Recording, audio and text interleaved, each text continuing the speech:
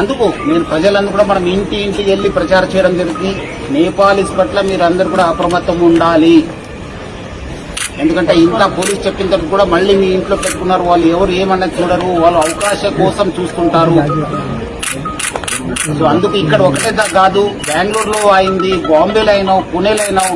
So జాగ్రత్త ఉండాలని చెప్పి నేను ప్రజలందరూ కూడా కోరుతున్నాను. డెఫినెట్లీ మిస్ అయినాం. దాన్ని మనం ఎంత పోయింది, ఏం పోయిందని చెప్పి అంచనా చేయడం జరుగుతుంది. ఇక్కడ నుంచి వచ్చారు, సైడ్ గేట్ ఉంది కదా, పార్క్ గేట్ నుంచి రావడం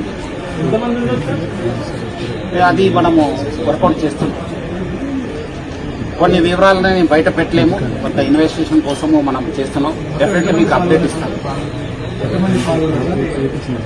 చెప్తాను, మళ్ళీ చెప్తాను మీకు ఈవినింగ్ దాకా. మళ్ళీ రిపోర్ట్. ఓకే.